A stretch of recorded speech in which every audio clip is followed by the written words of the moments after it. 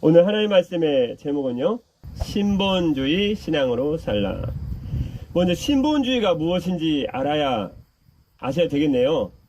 신본주의가 있으면 인본주의가 있겠네요. 신앙인에는 두 가지의 신앙이 있다고 볼 수 있습니다. 오늘 하나님 말씀 계속 볼 것인데, 하나는 인본주의 신앙입니다. 말 그대로 인본, 사람 중심으로, 실은 신앙이 아니죠. 그러면 사람 중심으로 생각하는, 사람 중심으로 어떤 걸 행할 때도 항상 그렇게 행동하는 신앙인입니다. 오늘 말씀 나오는 사울도 실은 신앙인이라고 볼 수 있죠. 왜냐하면 이스라엘 백성들은 다 하나님 믿는다고 생각했으니까요. 그런 의미에서 사울은 인본주의 신앙인데요.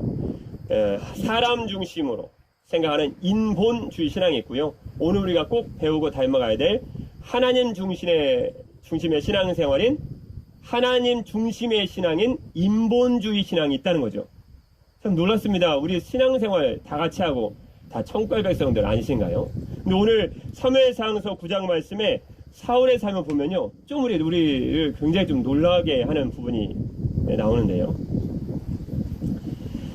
미국의 한 시골에서 장례식이 있었다고 합니다.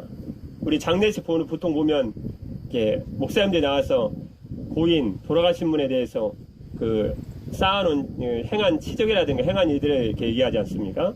그리고 미국의 한 시골에서 장례식에서 목사님 한 분이 나오셔서 이미 돌아가신 고인 되신 그분에 대해서 이렇게 쭉 설명을 하는 거예요. 그런 시간들 있잖아요. 목사님 얘기합니다. 고인은 정직했고 아내에게는 다정하고 헌신적이었으며 자녀들에게는 자상하시고 몹시 따뜻한 분이었다고 길고 긴 찬사를 늘어놓았습니다. 목사님은 생각해낼 수 있는 모든 찬사를 얼마나 밤새도 생각했어요. 목사님은 생각해낼 수 있는 모든 찬사를 동원하여 고인이 얼마나 훌륭한 남편이고 아버지였는지를 최고의 찬사를 사용해서 추도사를 이어가고 있었습니다. 그 고개를 푹 숙이고 있던 돌아가신 이미 고인이 된 남편의 아내인 미망인이 가만히 목사님의 추도사를 듣고 있다가 도저히 들을 수가 없어서 옆에 있는 딸에게 쿡쿡 뚫리면서 얘기했습니다. 옆에 있는 딸에게, 얘야, 너 관에 누워있는 사람이 내 아버지인지 확인하고 오너라. 목사님은 온갖 좋은 말만 찬사만 늘어놓았는데 그 고인이 된 그 남편의 아내였던 분은 아무리 생각해도 자기 남편이 아닌 것 같아. 얘야, 관에 누워있는 게 네 아빠인지 한번 확인해보고 오너라. 도저히 추도자를 믿을 수 없다. 오늘 사무엘상서 9장 말씀의 본문 말씀 보다 보면요, 우리 사울이 실패한 신앙인 아니었나요? 사울 같은 신앙을 담고 싶은 사람이 어디 있어요? 여러분, 이름이 사울이라고 이름 지은 사람이 세상에 있어요. 이 사울. 저 절대 짓지 않습니다. 김사울. 그런 분 계십니까? 박사울. 없어요. 우리가 담고 싶지 않은 신앙인의 대표적인 인물이 신약엔 유도구라면, 이건 돌아가신 분에게 좀 죄송하지만 구약에는 사울 아닙니까? 근데 9장 1절부터 오늘 사무엘상서 9장 1절, 즉 전에 사무엘상서 8장 말씀에 자기에게도 다른 나라들처럼 왕을 세워달라는 요구에 사무엘과 하나님이 견디지 못하시고 허락을 주셨습니다. 근데 왕을 세우겠다. 그리고 세워진 인물이 사울이거든요. 그리고 사무엘상서 9장부터 10장 11절 쭉 이스라엘의 초대 왕인 사울에 대한 얘기입니다. 그런데 사무엘상서 9장 1절부터 5절까지의 말씀은요, 사울의 인간됨 면모를 알 수 있는데요, 도대체 사울인지 믿겨지지가 않습니다. 서두에서 너무나 찬사를 늘어놓은 목사님의 추도사를 보고 미망인 된 아내가 네 아빠인지 확인해보라, 보고 와라라는 그런 말들처럼 사무엘상서 9장 1절부터 5절 말씀이면 이게 사울 맞습니까? 이렇게 훌륭한 사람이 사울이었나요? 사울의 정말 다른 면을 보는 것 같아요. 자, 이 9장 1절, 사울은 어떤 사람이었을까요? 9장 1절입니다. 시작입니다. 베냐민 지파에 기스라 이르마는 유력한 사람이 있으니 그는 아비엘의 아들이요 수롤의 손자요 베고라스의 증손이요 아비아의 현손이며 베냐민 사람이더라. 먼저 얼마나 사무엘이 궁금할까요?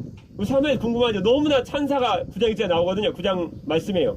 근데 먼저 초대 왕에 대해서 그래도 초대 왕인데 가문을 얘기해야 될 거 아닙니까? 유대인들은 가문을, 혈통을, 족보를 중요하게 숭상하는 백성들이니까요. 먼저 사울은 9장 1절 말씀이에요. 베냐민 지파 사람이네요. 베냐민 지파의 기스라 이름하는 유력한 사람. 유력한 사람이란 말은 a man of wealth, 부유한 사람, 유족한 사람입니다. 돈 많은 사람이요. 뒤에 암나귀도 나오지만 암나귀는 아무나 타는 나귀가 아닙니다. 당시 부자나 귀족들만이 타는 나귀거든요. 사울 집안은 부자 집안이네요. 그래서 9장 1절 말씀에 그의 아버지 이름은 베냐민 지파의 기스라는 사람이었습니다. 그리고 2절 말씀에요. 이제 드디어 기스에게 아들이 있으니 그 이름은 사울이요. 나왔네요. 이스라엘 초대 왕입니다. 그전에는 선지자, 하나님만 왕이셨기 때문에 하나님의 선지자나 제사장, 사사들만을 세우셔서 당신의 나라 다스리셨는데 하나님이 싫다는 거예요. 아이고 세상에 가인 떨립니다. 그리고 왕을 세워달라는 거예요. 하나님이 왕이신데 하나님이 하도 달라고 하니까 그래 그러면 인본주의 왕을 사울에 딱 주신 거거든요. 억지로 구하는 건 복이 안 됩니다. 그걸 알 수가 있지. 어떻게 됐든지요. 기스의 사울인데 사울이 안 믿겨집니다. 얼마나 대단한 인물인지요. 2절 말씀이에요. 그의 기스에게 아들이 있으니 이름은 사울이요. 준수한 소년이라. 사울을 딱 보기만 하면 인상에 딱 박혀버린 거예요. impressive. 준수한 소년이에요. 인상에 딱 남는 거예요. 여러분 그런 분 보잖아요. 지나치기만 해도 인상에 남은 분. 얼마나 사울은 잘생겼는지 키가 얼마나 크냐면요. 사울은 준수한 소년이 준수하다면 인상에 딱 박히는 사람 보기만 하면 너무 괜찮기 때문에 여러분 그런 분과 지금 결혼을 살고 있지 않으십니까? 그 다음에 이스라엘 자손 중에 그보다 더 준수한 자가 없다. 이 말씀은요 그보다 더 잘생긴 미남은 없다는 뜻이에요. 얼마나 잘생겼는데 그 이스라엘 백성 중에 넘버원 첫 번째 잘생긴 사람이 1등이 사울이에요. 키는 또 얼마나 큰가? 2절 끝에 보니까요. 키는 모든 백성보다 어깨일만큼은 더 컸더라. 헤드 톨러덴이에요. 머리가 하나 더 큰 거예요. 딴 사람 딱 쓰면 다 어깨에 비치야. 다. 얼마나 키가 크고 얼마나 잘생기고 얼마나 인생에 남을 만한 멋진 인물인지 여러분 아마 상상도 못하실 것입니다. 근데 사울이 우리가 생각했던 거 너무 다르잖아. 이 사울이 어떻게 하나님 배반한지 우린 믿겨지지가 않습니다. 3절 말씀에 보면요. 사울의 인간됨을 얼마나 더 성경이 칭찬하고 있는지요. 3절 말씀입니다. 사울의 아버지 기스가 암나귀들을 잃고 그의 아들 사울에게 이르되 너는 일어나 한 사활을 데리고 가서 암나귀들을 찾으라며. 사울은 또 얼마나 효성에 지극했는지요. 사울의 인간됨 첫 번째입니다. 부모님의 말씀에 순종하는 사람이에요. 사울 아버지가 기스라고 말씀드렸죠. 암나귀들 즉 부자나 당시 부자나 귀족들만이 탈 수 있는 암나귀를 잃어버렸어요. 귀한 게 잃어버리거든요. 그래서 아버지 기스가 얘기합니다. 아들 사울아, 내가 그 귀한 귀족이나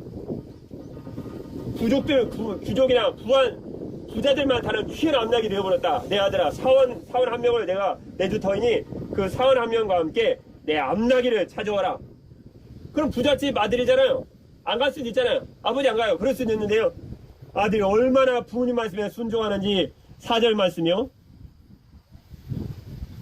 그가 에브라임 산지와 살리사 땅으로 두루다녀 보았으나 찾지 못하고 사알림 땅으로 두루다녀 보았으나 그곳에는 없었고 베냐민 사람의 땅으로 두루다녀 보았으나 찾지 못하니라. 사울의 인간된 면의 첫 번째 모습입니다. 부모에 순종했어요. 여러분 이게 이해가 잘 안 되시죠? 왜냐하면 우리는 에브라임 산지가 어딘지 살리사가 도대체 어딘지 사알림이 없는지 어딘지 있기도 어려운 이 땅 이름이 어딘지 베냐민이 어딘지 모르잖아요. 베냐민 사람 땅이. 근데요 이게 굉장히 넓은 땅입니다.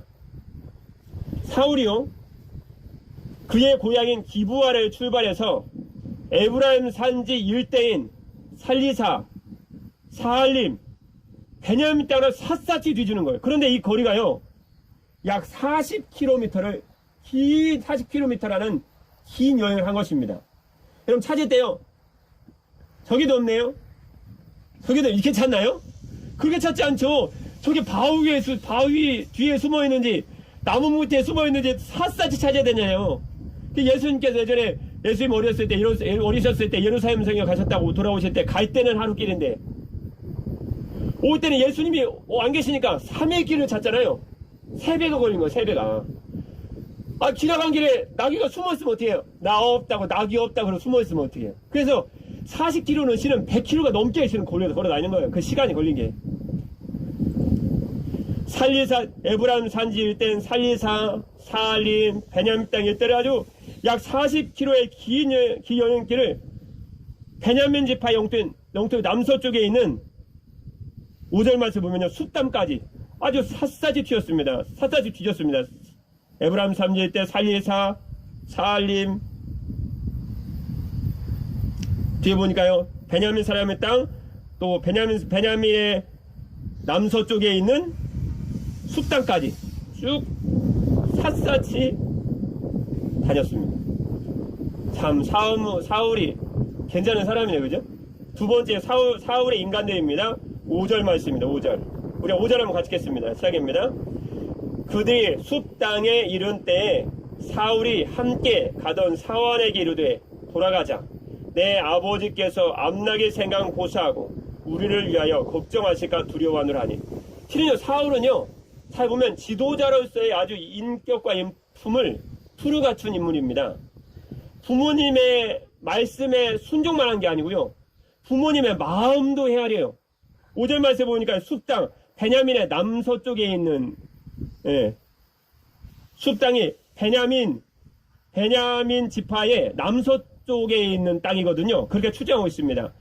거기까지 가서 너무 오래 걸렸잖아요. 실은 뒤에 말씀 보면요, 사울이 며칠 동안 헤매냐면요, 3일길 헤매요. 3일을.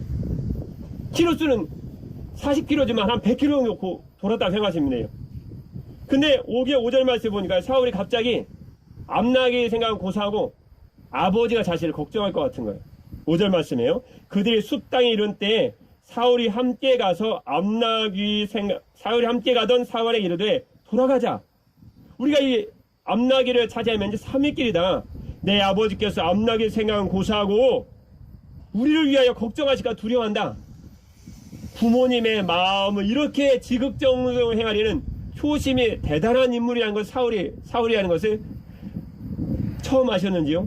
사울은요, 굉장한 사람입니다. 부모님의 마음을 헤아려. 여러분, 지도자에게 가장 필요한 것이 무엇일까요? 백성의 마음을 헤아려 하는 거잖아요. 요즘 지도자에게 불편하는 게 뭐예요? 백성의 마음을 모른다는 거 아니에요? 백성의 마음을. 그 사울은 부모님의 마음을 헤아리듯이 백성의 마음을 헤아릴 것입니다. 우리 그렇게 생각할 수 있잖아요. 세 번째는요, 사울의 인간됨. 세 번째는요, 6절입니다. 겸손까지 갖췄어요. 겸손이요. 그래서 6절 말씀에요. 우리들의 부모님이, 우리 아버지가 암나갈 생각 고사하고 우리까지 걱정하겠다. 우리 빨리 돌아가자. 그러니까 사원이 아주 지혜로운 말을 합니다. 6절 말씀이에요. 시작입니다. 그가 대답하되 보소서, 이 성읍에 하나님의 사람이 있는데 존경을 받는 사람이라. 결국 사무엘이죠. 그가 말한 것은 반드시 다 응하나니 그리로 가사이다. 우리가 갈 길을 가르쳐 줄까 하나이다 하는지라. 보통 사람 같으면 사환은 종입니다. 네가 나한테 조언해? 네 신분이 뭔데? 저의 서번트 종인데요. 나는 주인이죠. 야, 종이 지금 나한테 훈계하냐? 너 일로 와. 그러면서 한번 할 상황입니다. 지금 옛날에 종은 목숨도 주인의 손에 있잖아요. 모든 생사 여탈권을 다 갖고 있어요. 재산이든 생명이든. 그러면 보통 사람 같은 존심이 상하죠. 사환이 조언인데 들어도 존심 상하고 안 들어서 못 찾아가도 존심 상하고 너 집에 가서 두고 보자. 그런 상황인데요. 사울이 얼마나 겸손한지 나중에 모습을 보십시오. 7절 말씀이에요. 사울이 그 종된 사환의 말을 듣습니다. 7절 말씀이요. 여기 이 성에 우리 길을 가르쳐 줄 만한 존경 많은 사람 사무엘 선지자가 살아 계시는데 그가 우리의 갈 길을 가르쳐 줄 것입니다. 그는 무엇이든지 말한 것은 다 하나님께 응답받아서 얘기하는 사람이니까 그에게 갑시다. 사원이 말하니까 7절 말씀이에요. 사울이 그의 사환에게 이르되 네 말이 옳다. 그러나 우리가 가면 그 사람에게 무엇을 드리겠느냐? 우리 주머니에는 먹을 것이 다 했으니 하나님의 사람에게 드릴 예물이 없도다. 무엇이 있느냐니. 참 지도자에게는요, 들을 귀가 참 중요한 것 같아요. 존심이 먼저 문제가 아니고 백성이 잘 살아야 되잖아요. 암나기가 찾는 게 문제잖아요. 부모님의 마음을 걱정을 더 시켜드려야 되고. 그러니까 이 사울이 겸손한 마음을 갖췄기 때문에 사울의 말을 들어요. 그래서 사울의 말대로 사무엘 선지자에게 갑니다. 얼마나 겸손해요. 그것처럼요, 이후에 나중에 사무엘이 사울을 장차 왕으로 세워질 사울을 만나게 되죠. 결국은 하나님이 사울을 이런 일들을 통해, 사소한 일들, 이런 일들을 통해서 사무엘을 만나게 하신대요. 여러분, 우리 삶이요, 지극히 작은 일 같아도 하나님이 다 인도하시며 다 인도하시는 거예요. 암나기 생각 고수하고 암나기 찾으러 왔다가 실은 하나님이 그를 보내신 것이라고 사무엘에게 얘기해요. 사무엘 보낸 것이라고 하나님이 얘기해요. 내가 내일 이맘때 사무엘 너에게 왕으로 세 사울을 보냈다고. 이 우연 같죠, 그냥 뭐 드라이브에 온 것 같고. 그렇지만 내가 누구 만난 것 같고. 우연 같잖아요. 근데 하나님의 철저한 섭리 가운데 우리가 지금 움직이고 있다는 것을 알고 계십니까? 그리고 정말 사울이 사무엘 선지자를 만났습니다. 그리고요, 20절 말씀에 중간에 이 온 이스라엘이 사모하는 자가 누구냐? 너와 내 아버지 온 집이 아니냐? 돌려 말한 거죠. 네가 장차 이스라엘의 초대 왕이 될 것이다. 그 말을 딱 듣고 21절 말씀에 사울이 얼마나 머리 좋고 똑똑하고 윤치가 빠릅니까? 딱 알아들은 거예요. 나에게 지금 무슨 중요한 직분을 맡기려고 하시는구나. 더군다나 이스라엘의 큰 존경과 영광을 받는 사무엘이 말한 것이 아닙니까? 말하는 것마다 그대로 임하는, 쉽게 허튼 얘기 할 사람은 헛된 얘기 할 분은 아니죠. 그래서 21절 말씀이요, 중요한 말씀이니까 한번 같이 읽을까요? 21절 말씀입니다. 시작입니다.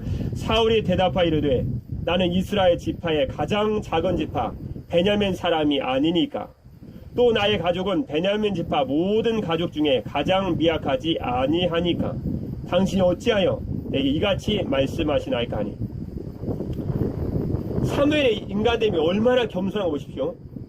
네가 온 이스라엘이 사모하는 자가 네가 아니냐? 너 앞으로 초대왕으로 세워질 거야. 그리고 나중에 기름 붓거든요. 그런데 그 초대왕으로 세워질 것을 암시하는 사무엘의 분명한 말이 자기가 들렸음에도 불구하고 뭐라고 얘기해요? 사울이 대답하여 이르되 나는 이스라엘 지파 12지파 중에 가장 작은 지파 베냐민 사람이 아닙니까? 또 베냐민 지파 모든 가족 중에 가장 미약한 사람이 제가 아닙니까? 모든 지파 중에 베냐민 지파 모든 가족 중에 가장 미약한 가족이 바로 우리 가족이 아닙니까? 그리고 저는 가장 작은 사람이 아닙니까? 왜 저에게 이스라엘의 사모하는 자가 나라고 말씀하시, 왜 저라고 우리 가족이라고 말씀하십니까? 사울이 사울이 자기를 낮추는 모습을 볼 수 있습니다. 사무엘이 이러한 인간된 모습이 잘못된 건가요? 아니요, 지금 그 말씀을 하시는 게 아닙니다. 무엇을 말씀하신가요? 이 말씀 후로 그가 왕으로 세워진 다음에 사무엘의 모습이 철저히 무너진 것의 모습을 통해서 주님 한 가지의 우리가 분명한 교를 우리가 지금 주시고 계신 거예요. 우리에게, 나에게. 무엇이죠? 신앙에는 인본주의적인 신앙을 가진 사람이 있고 신본주의적인 신앙을 가진 사람이 있다는 거예요. 사울은 겉으로는 부모님의 말씀에 순종하고 군의 말씀을 헤아리고 굉장히 다른 사람의 겸손한 모습을 보이고 있지만요, 지금 사울의 깊은 모습을 무엇을 감추고 있는지 성경이 지금 샅샅이 지금 9장부터 10장부터 계속 분석에 나오고 있습니다. 무엇이 잘못됐을까요? 사울은 하나님 중심적인 신앙인 신본주의적인 신앙을 지금 갖고 있지 않습니다. 그걸 무엇이 증명하죠? 뒤에 조금만 열어보면 다 들통납니다. 사울이 인본주의적인 신앙인을 가졌다는 증거 세 가지인데요. 첫 번째, 굉장히 쉽습니다. 앞에 있는 거 반복이거든요. 첫 번째는요, 첫 번째는 사울의 인간되면 첫 번째는 부모님의 말씀에 순종했지만요. 부모님의 말씀에 순종했지만 사울은 하나님의 말씀에는 신본주의, 하나님 중심적인 신앙이죠. 신본주의, 하나님의 말씀에는 불순종한 사람이었습니다. 그 말씀이 어디에 있을까요? 감사합니다. 사무엘상서 15장 26절 말씀에 보면요, 아말렉과의 전투에서 하나님이 아말렉과의 전투에서 그 모든 아말렉 사람 다 진멸하고 말씀하셨거든요. 가축까지도. 악의 뿌리가 아주 뿌리까지 내려가지고 어떻게 해볼 도가 없었기 때문에. 그때 사무엘상서 15장 26절 말씀이면 아말렉인들을 완전히 진멸하라고 하는 하나님의 말씀을 사울이 놀랍게도 철저히 버려버립니다. 그래서 사무엘상서 15장 26절 말씀 보면요, 사무엘이 사울에게 이르되 나는 왕과 함께 돌아가지 아니하리니, 사무엘의 말입니다. 이는 왕이 여호와의 말씀 버렸으므로. 무슨 말씀 버렸어요?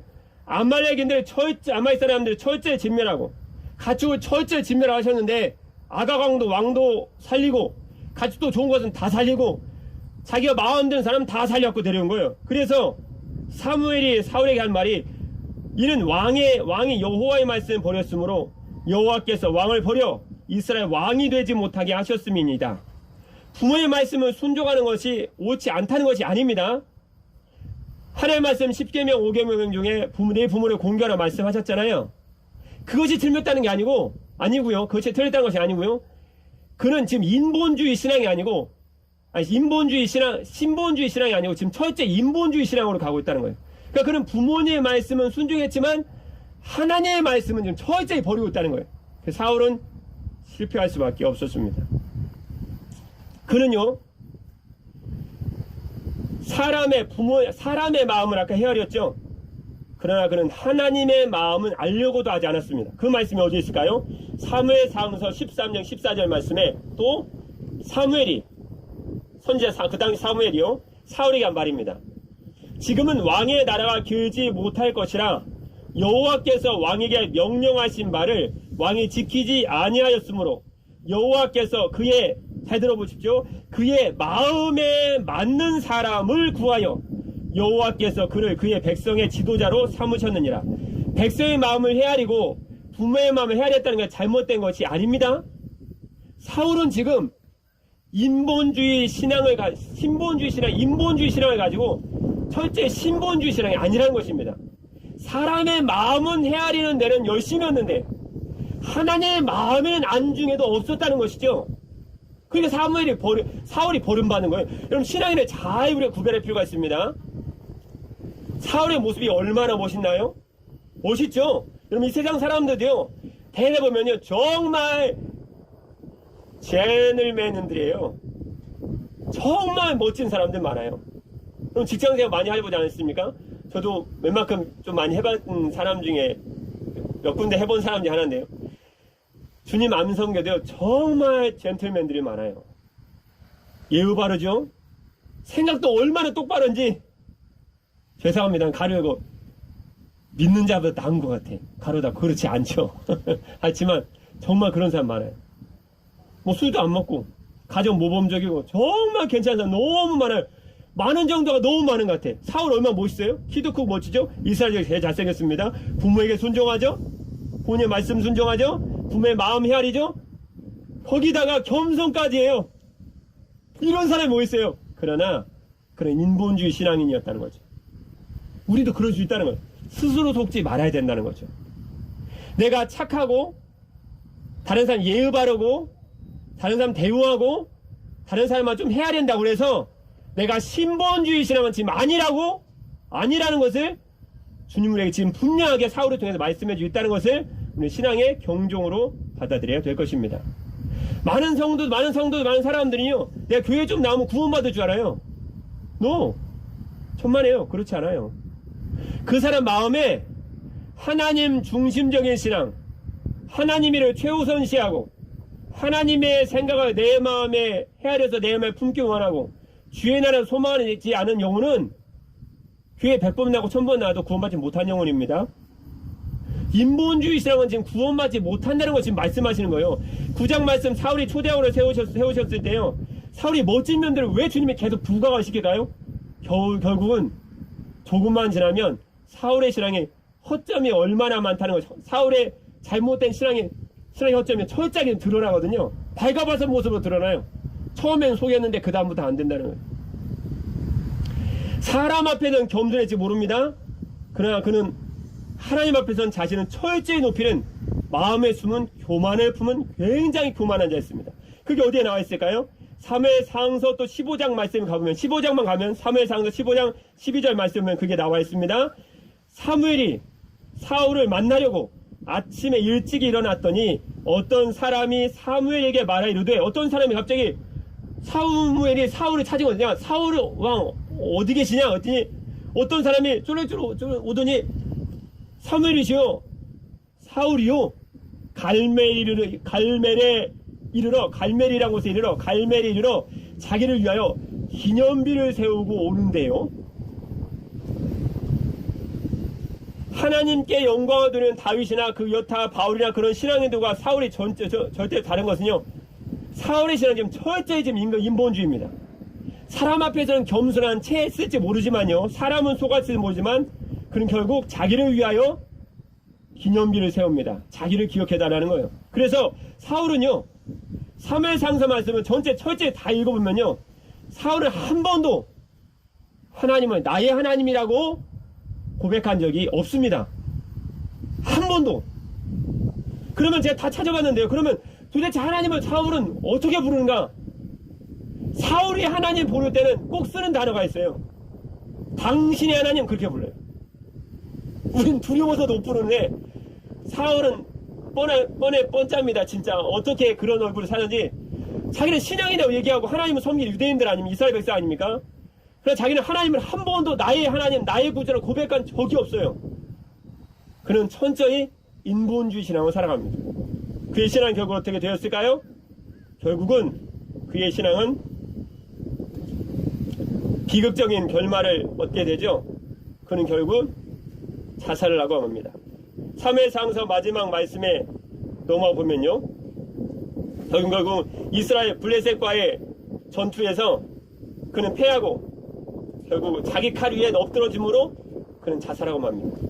그게 인본주의 신앙인의 결과였다는 거죠. 그가 처음의 모습은 사람을 속일 수 있을지 모르지만 끝까지 마지막은 우리 불꽃과 눈을 보신 우리 주님을 속일 수 없었다는 것입니다.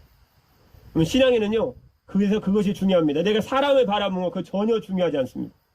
내가 좀 잘생기고 내가 키가 좀 크고 내가 명예를 갖고 전혀 중요하지 않습니다. 목사님 좀 알아주니까 그게 뭐가 중요해요? 그게 뭐가 중요하지? 중요하지 않아요. 다른 성도들이 집사님, 성도님, 장로님, 목사님 뭐가 중요해요? 하나도 안 중요해요. 그게 내 영혼을 구원하지 못한다니까요. 사무엘의 모습은, 사울의 모습은 우리들에게 우리 신앙의 중심이 누구 중심으로 살아가는지를 지금 철저하게 주님이 묻고 계시다는 것을 알 수가 있습니다. 결국 인간의 욕심으로 구한 것은 복이 되지 않았고, 사무엘상서 31장 4절 말씀 5절 말씀에서 사울이 결국은 자기 칼이 엎드러져 자살하고만 비극적인 결말을 살펴보면서 여호와를 떠나고 인본주의 신앙이 얼마나 위험한 것인지를 우리에게 가르쳐 주시고 있습니다. 예레미야 17장 18, 13절 말씀에 보면요, 이스라엘의 소망이신 여호와여, 무릇 주를 버리는 자, 인본주의죠 뭐, 다 수치를 당할 것이라. 무릇 여호와를 떠나는 자는 흙의 기록이 되오리니 이는 생수의 근원이신 여호와를 버림이니이다. 이스라엘 소망이신 여호와를 여호와여, 이스라엘 소망이신 여호와여, 무릇 주를 버리는 자는 인본주의 신앙이죠. 다 수치를 당할 것이라. 사울처럼 된다는 거예요. 무릇 여호와를 떠나는 자는 흙의 기록이 되오리니 이런 생수의 근원이신 여호와를 버림이니이다. 그래서 저는 목회자고 작은 목회자로 살아가지만요, 중요한 건 연습시키는 게 있는 것 같아요. 사람 보지 말고 하나님 봐라. 네 신앙이 좀 문제가 있다. 사람 보지 말고 하나님 봐라. 연습하는 거예요. 사람 보지 하나님 봐라. 돈도 없고 학력도 별 볼 일 없는 평범한 남자가 있었다고 합니다. 돈도 없고 학력도 별로 별 볼 일 없어요. 그런데 이 남자가 어느 날 어떤 결심을 한 뒤에 계속해서 성공의 가도를 달리더니, 이 남자가 새로운 결심을 한 뒤 11년이 지난 후 탭소던트 컴퍼니라는 유명한 대그룹의 사장 자리에 올라가게 된 일이 있었습니다.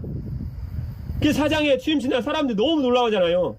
평범한 사람인데 학력도 없고 별별도 없고 평범한 사람이다. 사유처럼 잘생기지도 않고 키도 크지 않고 평범한데, 이 사람이 어떤 결심을 한 다음에 만 11년 후에 펩소던트 컴퍼니라는 유명한 큰 대그룹의 사장 자리에 딱 올랐다는 거예요. 사람들이 너무 깜짝 놀랐습니다. 도대체 평범한 사람이 어떻게 대그룹의 사장이 될 수 있느냐. 근데 그 사장의 취임식에서 그는 자신의 성공 비결을 이렇게 밝혔습니다. 그 바로 11년 전의 결심이었죠. 얼마나 궁금하겠어요, 사람들이.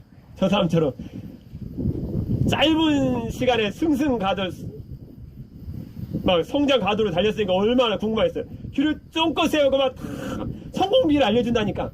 11년 전에 그 결심이 있었다니까 우리도 그 결심을 갖고 싶었어. 어떤 결심이었을까요? 그가 자신의 성공 비결은 11년 전의 결심을 이렇게 밝혔습니다. 우리도 궁금하시죠? 많은 사람이, 저 같은 사람이 어떻게 이렇게 큰 성공을 거두게 되었는지 아마 궁금해 할 것입니다. 그리고 얘기를 시작하는 거예요. 저는 11년 전에 한 가지 결심을 했는데요. 그것은 일을 중요한 순서대로 처리하는 것이었습니다. 그러나 막상 실천하려고 보니 바쁜 출근 시간에 쫓겨 제대로 순서를 정할 수가 없었습니다. 그래서 새벽 5시에는 어김없이 일어나 오늘 가장 중요한 일이 무엇인지, 어떤 순서대로 일을 처리해야 하는지를 계획을 세우기 시작했습니다. 그 결과가 지금 여러분이 보시듯 이곳에 바로 제가 서 있게 한 것입니다. 와! 11년 전에 결심이었다는 거예요. 어떤 결심이었죠? 일을 중요한 순서대로 놓고 그 일을 중요한 순서대로 처리해 나가기를 시작했다는 거예요. 신앙에도요, 인본주의 신앙이 있고 신본주의 신앙이 있습니다. 인본주의 신앙은 자기에게 급한 것, 자기의 우선이 되는 것, 자기에게 중요한 것을 1번으로 딱 올려놓습니다. 그러니까 안 되는 거예요. 비결을 아셨습니까? 그러면 안 돼요. 사울과 같지 않고 다윗과 같은 신앙에는요, 신본주의 신앙을 사는 거 아니에요. 신본주의 신앙은 하나님의 일이, 하나님의 것이, 하나님을 위한 것이, 하나님과 함께 하는 일이 첫 번째예요. 그것만 할 수 있으면 여러분은 반드시 승리합니다. 그게 비결이에요. 아무것도 아닌 것 같지요? 그래, 그게 내 인생을 좌지우지하는 거예요. 처음에는 인본주의 신앙과 사우도 마찬가지잖아요. 인본주의 신앙과 신본주의 신앙이 같이 출발해서 동일을 상해서 같이 가는 것 같아요. 어떤 때는 신본주의가 뒤처져지는 것 같아요. 늦어지는 것 같고, 주위에도 예배된다 하니까 쉬고.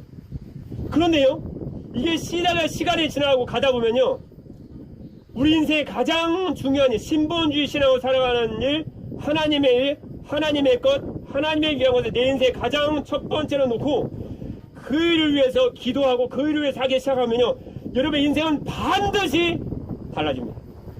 제가 보장을 합니다. 제가 보장하는 게 아니고 성경이 보장을 합니다. 여러분 인생이 이제 꼬이기 시작하는 건요, 순서가, 우선순위가 잘못됐다는 것입니다. 여러분 아까 마지막에 말씀드린 탑소던트 컴퍼니의 사장되어버린 분도 인간의 세상적인 일도요, 가장 중요한 것을 첫 번째로 놓자 그 인생이 11년 만에 바뀌었다고 말하지 않습니까? 정말 이런 보장하는데요, 여러분 인생의 가장 중요한 시간, 가장 중요한 일, 가장 중요한 시간, 가장 중요한 만남, 가장 중요한 그 순간에 하나님의 일을 가장 우선순위에 두십시오. 그러면 여러분 인생이 단시간 내는 똑같은 것 같지 모르지만요, 반드시 인생은 역전됩니다. 보장합니다. 할렐루야. 성경이 보장하는 거예요. 변함없는 주의 말씀이. 무작정 많은 일을 하는 사람보다 중요한 일을 먼저 하는 사람이 성공합니다. 여러분의 인생에서 가장 중요한 일은 지금 무엇입니까? 여러분 그 일을 지금 하고 계신지요? 그 일들을 위해서 시간을 내고 있으며 또 그 일들을 이루기 위해 주님께 기도하고 계십니까? 여러분이 오늘부터라도 지금부터라도 주님의 일을 가장 최우선시하고 주님의 일을 가장 최우선에 둔다면 여러분의 모든 막혔던 일들은 반드시 해결된다는 것을 확실히 성경이 보증하고 있습니다. 그래서 또 아까 마태복음 6장 33절 말씀에 보면요, 그런즉 너희는 먼저 그의 나라와 그의 의를 구하라. 그리하면 이 모든 것을, 먹을 것, 마실 것, 입을 것과 세상에 필요한 모든 것들을 너에게 덤으로 너에게 더하시리라. 그렇게 말씀해 주셨습니다. 여러분 인생을 가장 중요한 순간, 가장 중요한 일, 가장 중요한 만남에 우리 주님과 주님의 일을 혹시 오늘부터 놓아보지 않으시겠는지요? 그런 결심과 기도와 삶의 우선순위가 바로 갈 때 여러분 인생과 자녀 모든 삶이 반드시 해결될 줄 확실하게 믿습니다. 주님의 일을 최우선시함으로 여러분 인생이 달라지시기를, 그리고 주님 다시 오실 주님 앞에서 칭찬받는 여러분 되시기를 주님의 이름으로 축복합니다.